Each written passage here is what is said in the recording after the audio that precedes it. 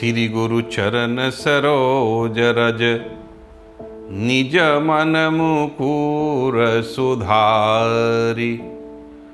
वरनौ रघुबर बिमल यश, जो दायक फलचारी।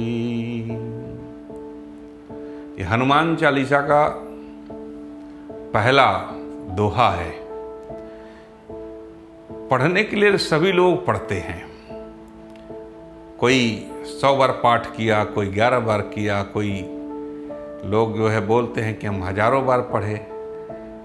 लेकिन पूज्यपाद गोस्वामी तुलसीदास जी ने जब इसकी रचना किया है तो सर्वप्रथम क्या कहते हैं? श्री गुरु चरण सरोज रज। श्री गुरु के चरणार बिंदों में, वो चरण कैसा है? बोले सरोज रज, कमल के समान है।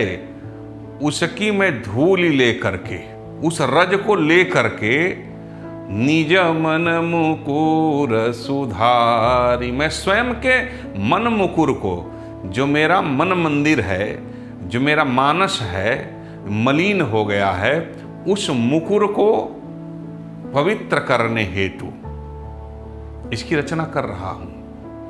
बोले ये चरण का रज लेने के बाद में हमें मिलता क्या है? तो कहते हैं कि जो दायक फल चार, ये 4 फल को देने वाला है। ये 4 फल क्या हैं? धर्म, अर्थ, काम और मोक्ष। ये 4 फल हैं। जो दायक फल चार, ये 4 फल प्राप्त होते हैं। तब मैं उस का वर्णन कर सकता हूं। किसका? बोले प्रभु के गुणगान कर सकता हूं। प्रभु से मिलन का सबसे सुंदर और आसान तरीका है। ये बड़ा इसका व्यापक अर्थ है। ये हर जगह जहां कहीं भी आप जा करके देखेंगे तो चरण रज की जो धूलि का आनंद है, चरण रज के जो धूलि का आनंद है, उसमें नाना प्रकार के पुण्य और तीर्थ बसे होते हैं। इसीलिए हमारे शास्त्रों में जो प्राविधान आया है उसमें गुरु के चरणार बिंदों का रज लोग माथे पर लगाते हैं। और वही चीज आपको वृंदावन में भी देखने को मिलेगी। वहां के रज अर्थात वहां की जो धूल है उसमें भक्तगण लेटते हुए परिक्रमा करते हैं। ये लेटने से क्या मिलता है? ये लेटने की प्रक्रिया क्या है और उसका परिक्रमा का क्या महत्व है?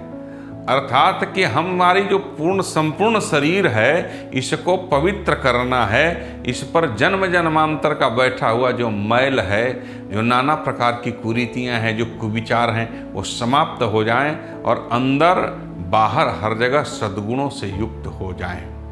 इसका आशय ये है, जो दायक फल चार। तब उन्होंने कहा कि वर्णौ रघुबर बिमल यश। मैं उस रघुबर के, उस भगवान श्री राम के यश का वर्णन कर सकता हूँ, पूरे संपूर्ण संसार और विश्व में जो आनंद और शांति को प्रदान करते हैं। ऐसा है हनुमान चालीसा का महत्व।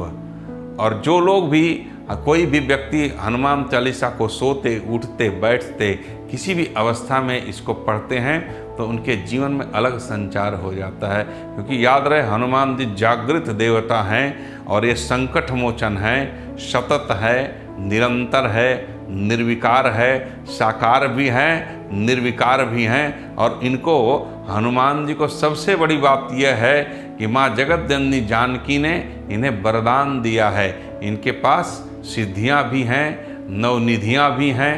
ये माँ जानकी ने उनको वरदान दिया है।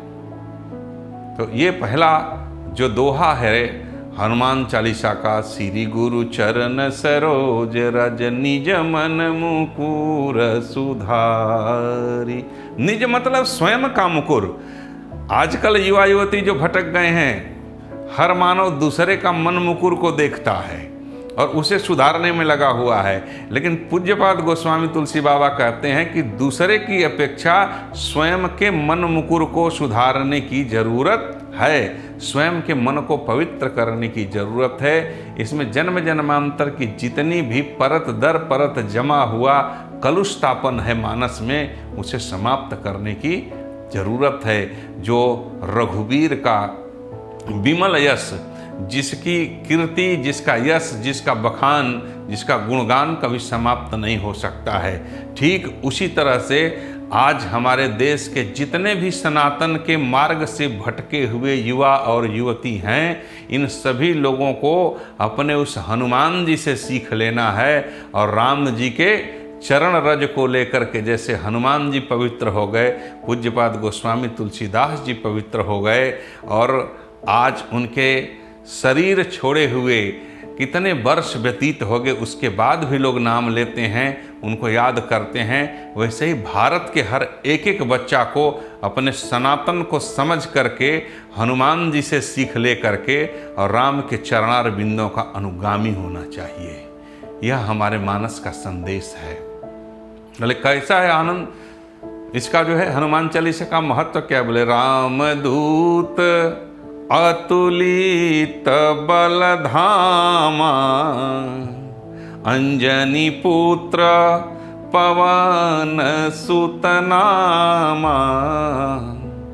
बोले राम के दूत हैं, रामदूत, अतुलित बल, जिसके बल का कोई वर्णन नहीं किया जा सकता, अकल्पनीय जिनके अंदर में बल है। रामदूत अतुलित बलधामा, अंजनी पुत्र, अंजनी के पुत्र हैं। उनका नाम क्या है? बोले पवन सुत। वो पवन कौन है? उनके पिता हैं। अंजनी और पवन के जो पुत्र हैं उनका नाम क्या है? बोले हनुमान जी उनका नाम है। अंजनी पुत्र पवन सुत नामा।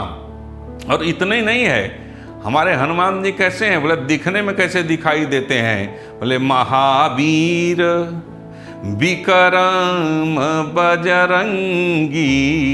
वो महावीर भी हैं, योद्धा भी हैं, जिनके सामने अभी तक कोई टिकता नहीं है।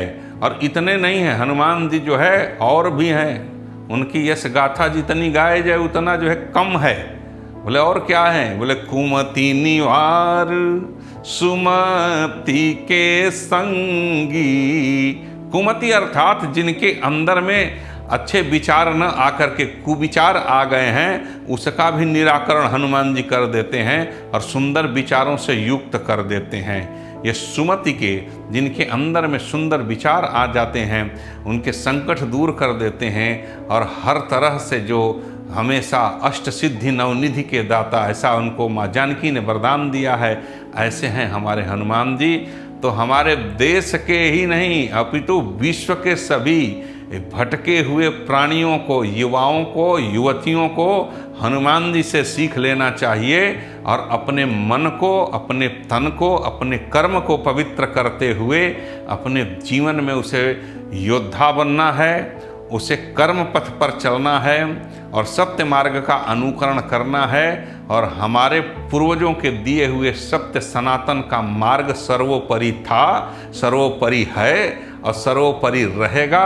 और इसके जो अग्रगण्य हैं वो हमारे हनुमान जी हैं। और जहाँ कहीं किसी भी अवस्था में हम लोग उन्हें याद करते हैं तो वो प्रकट होते हैं, हर व्यक्ति के मन मुकुर को पवित्र करते हैं और पूरे त्रैलोक्य को भयमुक्त कर देते हैं और संकट को समाप्त करके सद्गुणों से युक्त करके उसे राममय बनाते हैं। प्रेम से बोलिए हनुमंत लाल जी महाराज की जय।